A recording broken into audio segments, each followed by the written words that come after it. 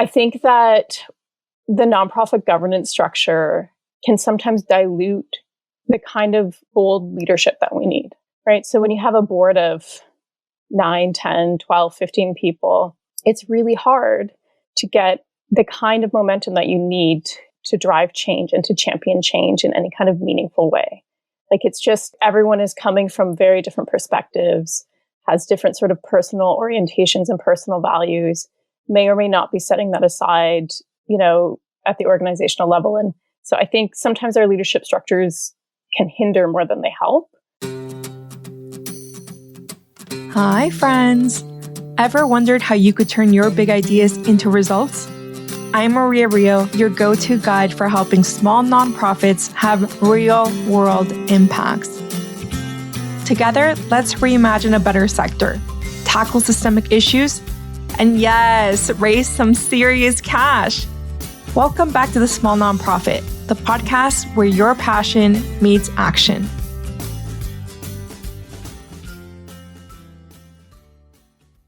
Hi, everyone. Welcome back to The Small Nonprofit, or if it's your first time here, then welcome. If you're new, I post a new podcast episode every single week, and I talk to some of the most amazing guests in nonprofit. Today, I have a really cool one for you, just like always, to talk about the sector as a whole, what we're doing well, what we're not doing so well, and I would love them to introduce themselves. Nick, can you introduce yourself, please? Hi, I'm Nicole Gagliardi. So I'm a governance consultant. I'm based in Ontario, and I work with organizations right across Canada and the US. And I'm here to share some, I don't know, Maria, what is it? Like some interesting tips and tricks. Yeah. Some really good insight around the issues nonprofits are facing, I think, is your specialty. Well, today I kind of feel like this is my prophet of doom message. This is like the message I share with a lot of boards, and I always feel kind of like a big downer about it, but I think it's important to talk about. Sometimes you need to, be transparent with boards so they understand what's going on instead of just feeling like everything's good, approve the budget, and not really understanding what's going on in the sector. But before we jump into that, I'd love to get a little bit more insight on what you do, how you do it, and how you started your nonprofit journey. Okay. Well, I've been doing governance work in different capacities for 18 years now. I realized I joined my first board when I was 18. So you can do the math there. And I guess I started it in the nonprofit world, early in my career. I've been there for most of my career with little jaunts into the public sector. And early in my career, I worked in small organizations back when everyone was sort of jumping from Trillium contract to Trillium contract. And I had about 3 part-time Trillium contracts at a time after I came out of grad school. And then at some point, I saw just the challenges of community-based organizations in accessing the resources that they need to do really important work. And so I made the decision to take a leap into philanthropy. And so I joined a community foundation, and I stayed there for about 8 years, which was a really interesting place to be because it allowed me to work with a large amount of organizations over a big geographic region, and to really understand what those organizations were dealing with and the kind of capacity building support they needed. That was mostly my role. And it also allowed me to work with other folks in the community foundation sector across Canada who were doing similar work, and to really see some of the patterns in the sector, right? Some of the really common challenges that we sort of just take for granted. And we just accept that these are just the way things have to be in the sector. And so that kind of gets into my brain a little bit and keeps me up at night. And so eventually I decided to move into independent work and to try and deal with some of those more structural issues, in a different way with organizations to help build capacity.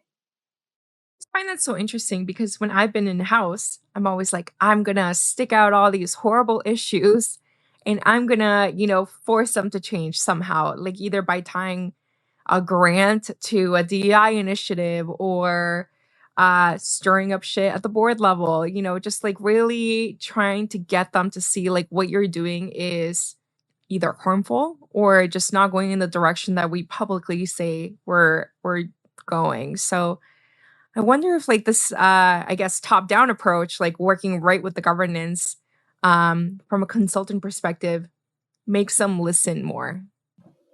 I mean, yeah, there's definitely times when I work with organizations and I'm just, I'm saying something that their ED has said to them 10 times, but it hits differently when it comes from outside, right? So that's just, I think that's has more to do with human nature than the sector in general. But yeah, I think there's so many people, and I was one of them too, who, I think the friendly term is intrapreneur.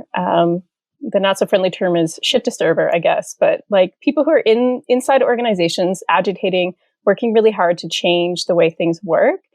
And I think that's so, so, so important. But I also think it's unfair to expect individuals and organizations to carry that burden, right? At some point, we need to be looking a bit broader, and certainly governance is where that accountability lies. So you worked with a lot of organizations, and I'm sure a lot of the trends and issues that you've seen are not going to be news to people. But it might help to hear like what those trends are, just in case like people feel a little bit alone in facing some of those. Yeah. It's pretty stark out there right now, right? And I think the fact that we've been talking about them for a long time, I think has sort of like inoculated us to the seriousness of what's happening in the sector right now. I think we've become kind of just like complacent. We're like, oh yeah, it's always hard to get revenue. And oh yeah, people are always underpaid and overworked. But I think that the sector is really at a crisis point right now. And we see it, there's data coming out of organizations like Ontario Nonprofit Network, and Imagine Canada, and Canada Helps had a report recently. They're really ringing an alarm bell, like using really strong language. Like the ONN is talking about massive nonprofit closures in the next few years. Duke Chang in the Canada Helps report basically called for a wake up call. He was nice about it. He said we need a healthy dose of realism and a little less optimism. But what we're seeing is that it's harder and harder for organizations to get revenue, and particularly sustainable revenue, particularly for smaller organizations, right? So not only is the pie shrinking, but larger organizations are taking more of like the revenue pie right now. And I don't mean that in a there's nothing wrong with taking a piece of the pie. And anyway, I don't want to come at that from a scarcity perspective, but that's the reality for small nonprofits. We're seeing on the staffing front a massive exodus, I think, out of the sector, which we're not capturing with data, but I see it happening anecdotally all the time. We know that we have massive equity issues with exploitation around like particularly racialized women and immigrant women in the nonprofit sector. We're underpaying people, we're overworking them. People are dealing with really toxic work environments. Organizations can't find people to do the work, so the people who are there are doing even more work. And and then we look at what's happening on the demand side, where community needs are becoming more complex. Demand is going up. The way that people live their lives has shifted pretty rapidly. And so their expectations for charities and nonprofits have changed. And so what all of this kind of like, you can pull out all the different stats and some of them really are quite alarming. But what it all kind of boils down to is just that the business model that we've been using for the last, 20, 30 years, as crappy as it was, it's now like, I think broken. It's done. It's not going to work anymore. I think all these like rising pressures end up being like a triple or a quadruple edged sword because like you have more pressure on your expenses as people want higher salaries due to inflation, as cost goes up because of inflation, and more people turn to you for services.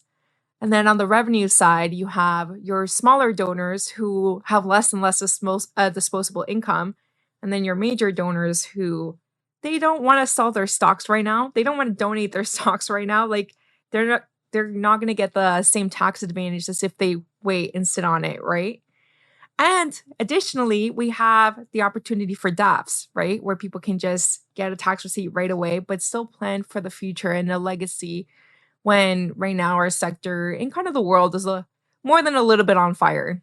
I just don't know where we can go from here as a sector. Like it's kind of really frustrating and it makes me feel a little jaded, but it's hard to kind of get out of or like really get a grasp of why some of these things are happening. Yeah, I think I mean, we could have a really long conversation about what some of those whys might be.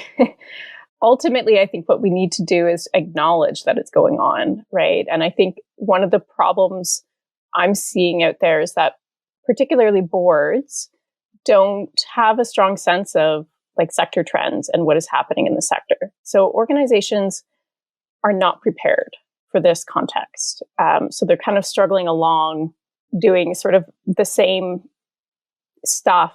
And I think that a lot of organizations are going to be in trouble. But I think we need to acknowledge that, yeah, this is happening and there are no easy answers, but we actually, we're not helpless, right? Like we have agency and we have agency as organizations and we have agency as individuals and we have agency as a sector too. And so I think, the first step is just taking heed, like listening to that wake up call. And the second is sort of like acknowledging like, yeah, this is messy. This is complex. We don't have to fix it all, but we do need to figure out what we can do and make sure that we're doing those things. I almost like I get really mad at board members, but also like I understand why you wouldn't understand this, right? Like this is in your sector, you don't have any lived or professional experience here. It's like me walking into, a doctor's office and then trying to run it and it doesn't make any sense because I don't know anything about medicine, right? So, like I do get really frustrated because it is a very large legal and moral responsibility, but one that they don't really understand. Like even from the get-go, like they don't understand the like well, not everyone, of course, but like a lot of them don't understand what is a working board versus a policy board versus, your responsibility as a board and how involved you should be in operations versus not. Yeah. So that's a little bit frustrating as well, but I do like your point of at least talking about it and getting it acknowledged would be a start. Yeah. And I think we've done such a terrible job of preparing board members for their roles. Like there are people who come to boards and they've worked in the sector or they have a lot of experience in governance elsewhere, and they have a better sense of what is what. But we have this widespread practice of just inviting people onto our boards, not giving them the training that they need, not giving them the support that they need, and then getting frustrated with the fact that they're not giving our sector the leadership that we need. And I think there's a lot of criticisms that are very fair when it comes to nonprofit governance. But I think that we also, to my point about our agency, I think we also need to accept that we could do a lot better in supporting people to be able to fulfill their roles effectively.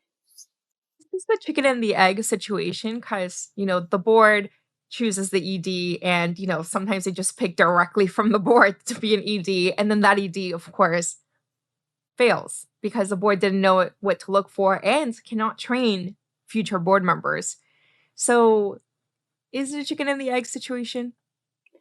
Yeah, I mean, it is in some ways. Like what came first, right? Poorly supported boards or poorly supported organizations. Yeah, I think at the end of the day, we just need to acknowledge it's not working. And how do we just interrupt that? Right? How do we make sure that, boards have, we can be more intentional about how we bring people onto boards. We can be more intentional about how we support people. We can stop kidding ourselves about the level of knowledge or experience that people have or need. And we can also expand governance beyond the board, which I think is a really important piece too, right? We put so much pressure on boards when a lot of governance already does and could be happening outside of boards as well. So yeah, chicken or egg, to me, it's like, doesn't really matter. We just need to like raise a hen, right? That's a weird analogy. Chicken raising their hand. But okay, so we have the board as an issue, and then we have like staffing and expenses and all these other pieces. It is hard not to feel like a little bit overwhelmed and know where to start. So, what can organizations do to kind of get a grasp on maybe their specific, what issues are in your backyard, and then in the broader sector? I think the first place to start is by looking at what are you already noticing in your organization. So I think most organizations are already feeling so many of these forces at play because they're struggling to, like, they've got vacant roles, or they have staff who are probably going to leave because they haven't had a raise in 10 years and they were underpaid to begin with. Or their donor revenue it's becoming more expensive to raise money. Like these sorts of things organizations are already dealing with. So I think it's important to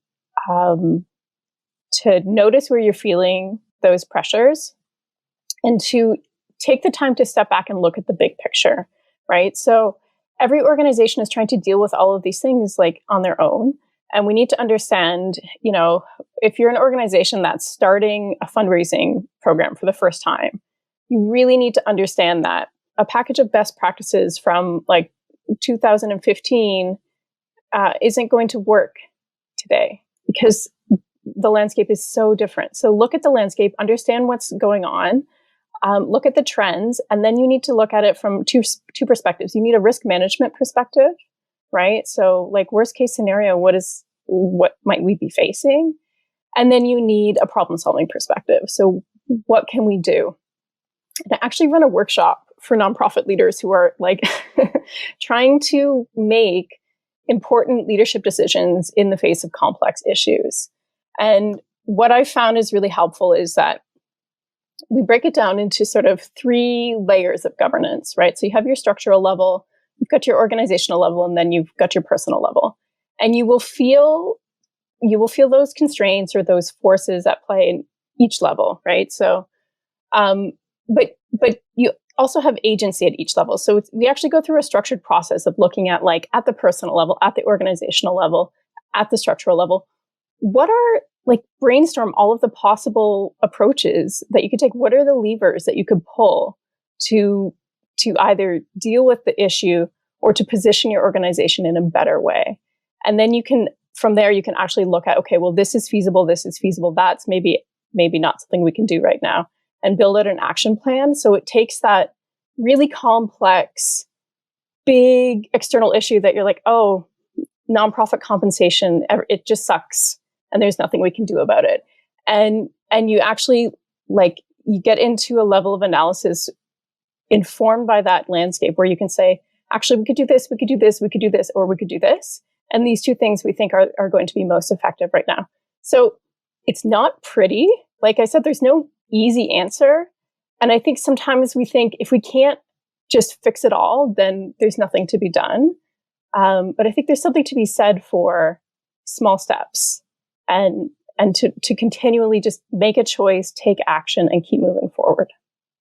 Something that I've heard you say before that I love and want to share with the audience is, if your strategic plan is not accompanied by a very different budget from previous years, then you're not exactly doing it right. So maybe you can say the phrase right and then chat about that as well. Yeah, I'm terrible at quoting myself, but basically, yeah, if your budget is your most important, I call it your most important policy and strategy document, right? So if your budget doesn't change after you write your strategic plan, then you've just wasted your time, right? So your resources really, really need to align with the direction that you want to go in. And so many organizations go through strategic planning. This is a whole other conversation we could have, Maria, but they start strategic planning, but they don't actually want to change anything.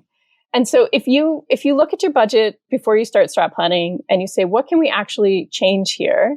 And the answer is nothing, then I really think you need to be thinking deeply about, I mean, there are strategic changes you can make even with a status quo budget, but the budget lines themselves will need to shift for sure. And I think that, yeah, it's that whole resource alignment piece is really important.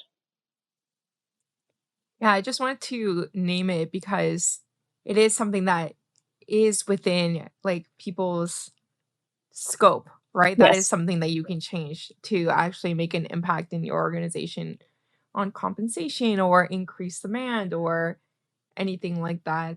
I also feel like there's some people who are definitely aware of the issue, whether that's, our listeners, for example, I'm sure, Mm. but board members as well, and other donors, other stakeholders in the community. Um, why is there such a little lack of urgency around this? I think part of it is what I mentioned earlier, where we feel like we've been living this reality for a long time. But, it's like, what is that? The frog in the coal, I don't know, something about boiling a frog, right? If things sort of happen slowly, it's easy to get used to. It's easy to get used to it, right? And you lose that feeling of urgency.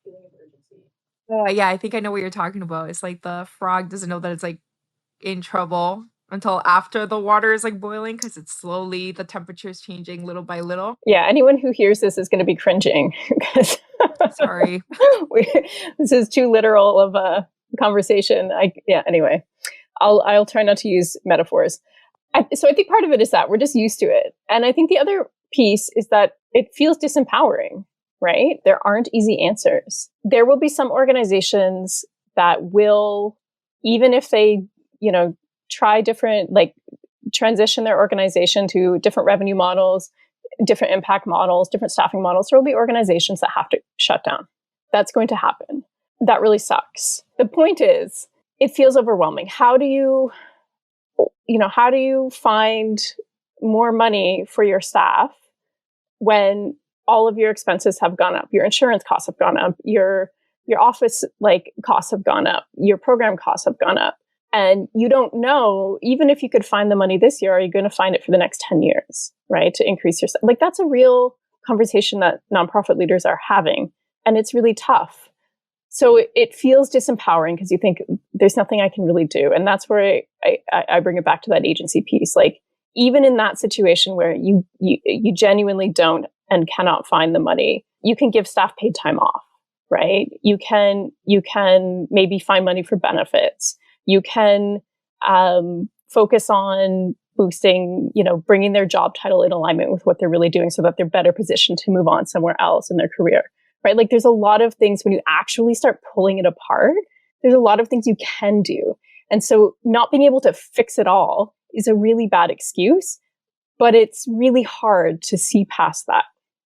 I love that example because when I think of, like we don't have a fundraising anything, we don't have any structure, we don't have a staff person, we don't have anything, right? While you're not going to have a fundraising structure and portfolio and donors by next month, maybe not even by next year, but what are the small steps so you don't get completely overwhelmed at the challenge that you're facing? Yeah.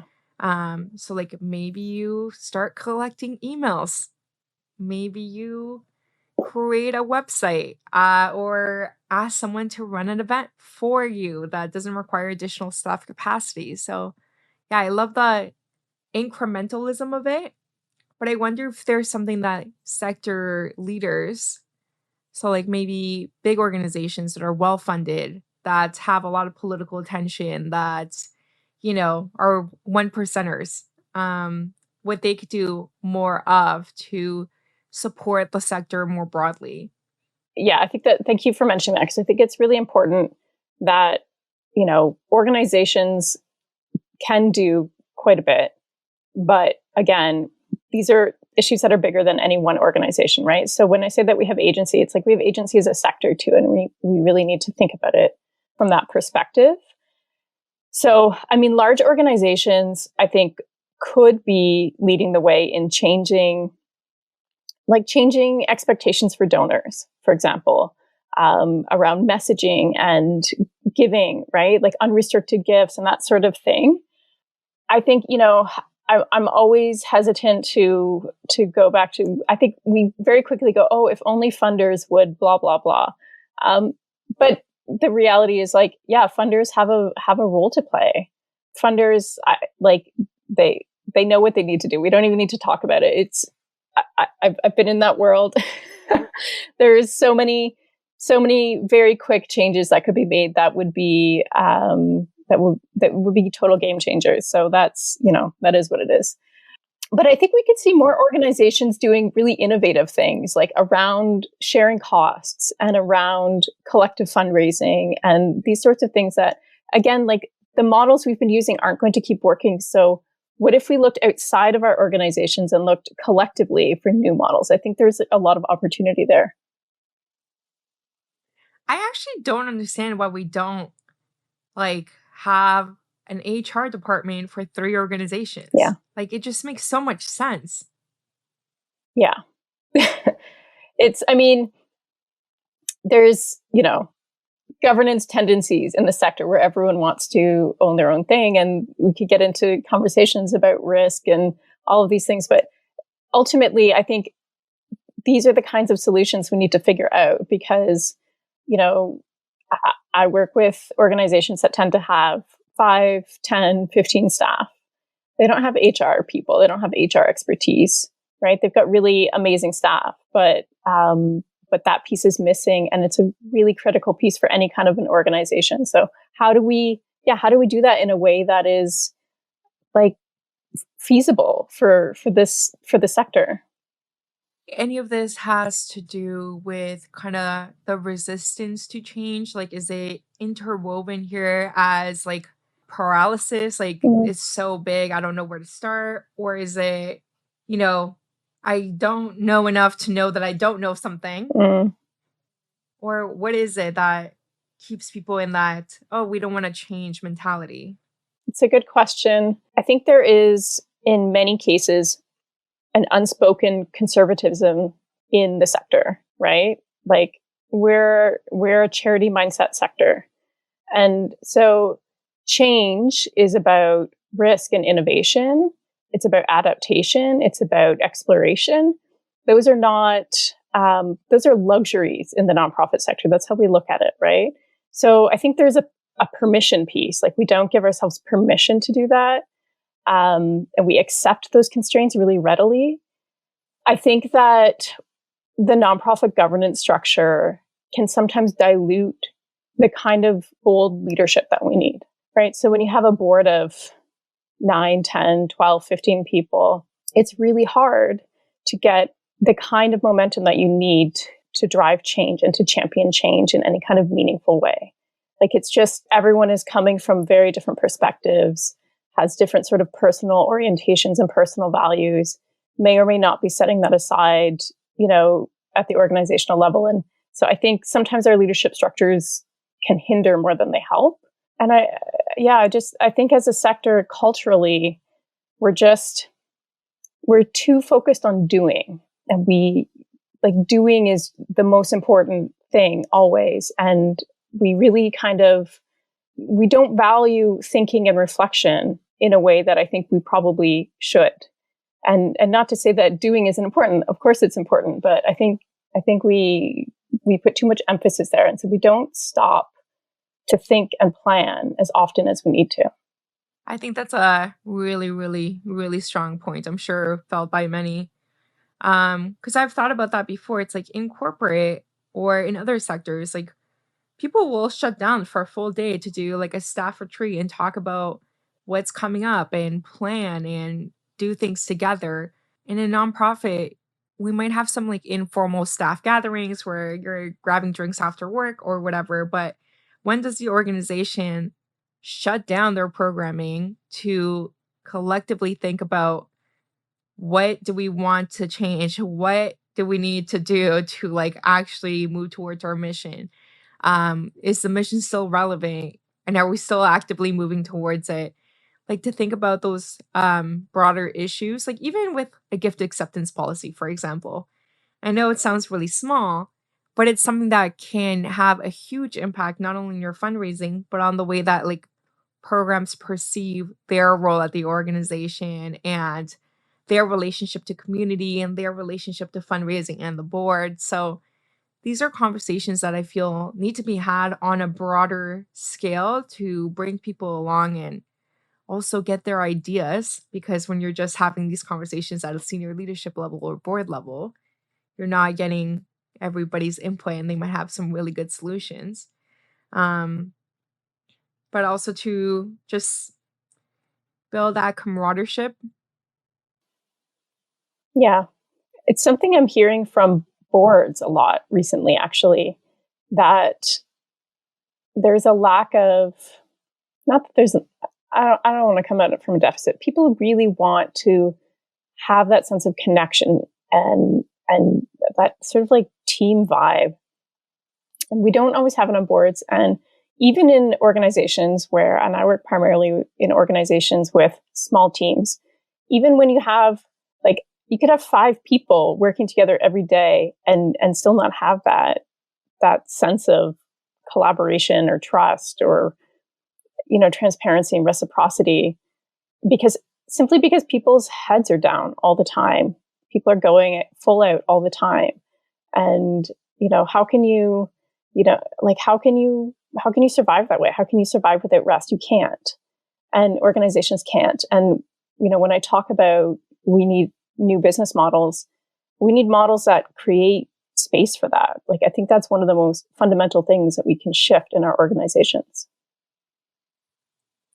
Something that I was thinking of while you were talking about, that connection piece is connection, good culture, high staff salaries, your ED being well rested. Those things don't happen by accident at any organization. So it's not like you walk in, you get a new role, and everybody's well paid. And that's always been the case there, right? Like it took someone actively moving the needle um, for it to be that way. So yeah, it's not by accident. It requires a lot of work and it requires probably some pushback on policies or people who may not be as far along as you are. But I just wanted to name that as well. Yeah, you used the word incremental or incrementalism earlier, and I think that's another thing that kind of gets a bad rap, you know, because we want to talk about radical change. And we think that radical change means sweeping, fundamental, all at once, rapid change. But radical change is just change that gets to the root of an issue. And you can have radical change that is incremental. And in fact, when we when we start to feel like, oh, we can't do it incrementally, then we're creating a barrier for ourselves, because humans are not capable in most cases of rapid, like wholesale change. Systems and organizations aren't equipped for that either. So we need to embrace what I think of as radical incrementalism, right? It's like, you know the heart of what you're trying to do, but you're willing to do it step by step. Even then it's not perfect, but you're moving in the right direction. I think our sector is in such a state of crisis that even stepping towards the right direction is radical. Yeah. Which is yeah. hard to stomach, but it's true. Like making sure that you have a really, well-rested ED, for example, that's pretty radical. Like most organizations are not thinking Yeah. Through that lens of like staff burnout or retention or this person is a whole person and should be treated that way. They're not just something I can exploit until the next ED comes along. So I think that can actually be quite radical on its own. Yeah. And I think we have this sense of like, so much of nonprofit culture is sort of moralistic, right? So when we have these conversations, we're like, oh, wouldn't that be a nice thing to do for someone? Like, oh, it would be, if we could do that, that would be so nice, because that would be a nice, right thing to do. But unfortunately, we have to be, prudent governors, and therefore we cannot. And so when we focus on that sort of moralistic bent, we forget that actually it's really good for your organization to have, to let your ED of 10 years go on sabbatical for 3 months and to pay her. that would be really, really good for your organization, because the cost of not doing that is going to be worse, right? It's going to be damaging for your organization.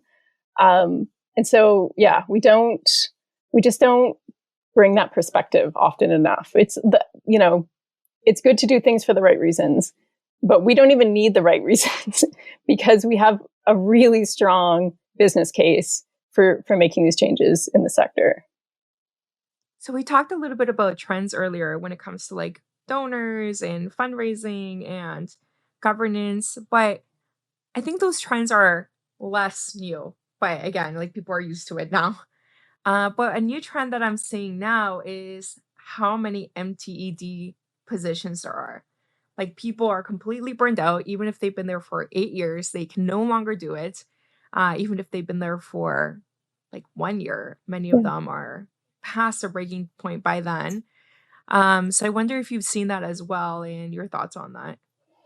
Yeah, typically I don't end up working with organizations that don't have an ED, just because that's usually a crisis situation that boards are trying to deal with, and they're not going through strat planning or governance capacity building at that point.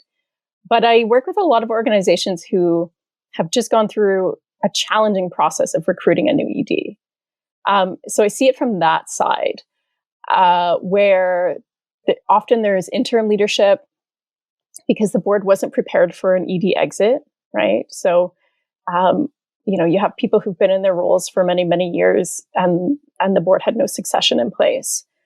So they're caught off guard. So they end up slapping together some kind of interim leadership, and then they have to go through the search process. And boards are just not well equipped for that kind of like intensive HR thing. I've talked to a couple of board chairs recently who've been doing this process, and they describe it as a full-time job, right? And they already have full-time jobs, and the stakes are really high. It's really hard to find leadership, and I think more and more people who are coming up in the sector who would have maybe naturally been stepping into those roles are saying like, "Oh no, no, no, no, thanks." Like I can't tell you how many of my own contemporaries, have, myself included, like left executive level roles because it's a raw deal, right? Like, no, I can't have the impact I want to have. I can't have my health or my well-being or my mental health. I can't have decent compensation to support my family. Like, no. So yeah, I think we've been talking about a leadership crisis in the sector for a long time. And we always looked at it as a demographic issue, but it is absolutely a culture issue. And compensation is a part of that, but I think compensation follows culture. So I think we're going to see more and more of that, and I think we'll see more and more of it at the board level too. I think there's fewer and fewer people who are willing to do board work. That's true. And board members are also completely burned out. Yes. Okay, I want to say something positive. Yeah. I told you I would be the prophet of doom. No, no, no. It's just what happens when you put us in a room together. It's like, what is happening? But I want to say something positive. I'm actually doing a training that a corporate sponsor of a bunch of nonprofits approached me to run so that their nonprofits are actually better equipped to do community-centric fundraising. Amazing. And I love that because it's the funder taking initiative because they've actually hired someone who used to do fundraising and was an ED. It's the funder taking initiative to better resource the staff in a different manner that isn't just giving money, which of course giving money really helps. Please give us money. But like that piece of like skill building, knowledge sharing, bringing them together to like solve some like broader issues outside of their own organization. I thought that was really interesting. And I think it's largely because this person was in the nonprofit sector Mm. and then came to corporate. So I just wonder if there was like more opportunities that we took to educate our donors and talk about innovative solutions like that where, hey, we really need, for example, a fundraising coach. And this is an idea my partner had for my business. He's like, you should get a whole bunch of food banks together from across the country. And then maybe you can actually support all of them with their fundraising strategy because they have such similar business Yes. Yes, models yes, yes. and they don't have to compete or feel like they're competing or feel any sort of way. And I'm just so interested in like those kind of innovative new things that people are doing. And this corporate really inspired me. So I just wanted to share that as a feel good moment. I love that. And I think that's the kind of thing we need more of, right? Because we can't expect every organization to do it on their own. And yeah, I mean, I mentioned at the get-go, I worked in the community foundation world. There's like over 200 community foundations in Canada. And it builds capacity. Just having a network in and of itself builds capacity, right? Because you have that shared starting place and you can share resources. Like you don't need every organization doesn't need to come up with their own donor resources or comms materials or whatever, right? We don't need that. So I think there's better ways we can leverage networks, and I think it's a really important place for us to be looking. Something that we did at a pastoral too was our team met with a competitor org's team to talk about how we were implementing community-centric fundraising principle by principle. Hmm. So like, what are you doing well? What can we learn from you? And what are we doing well? What can you learn from us to like push those internal policies and donor relations where they needed to be? Hmm. And that was really good too, like that collaboration and working outside of your organization to actually move something forward. It felt great. Yeah, that's fantastic. And I think we often talk about things in this abstract way, like here's 10 principles, right? Implement them.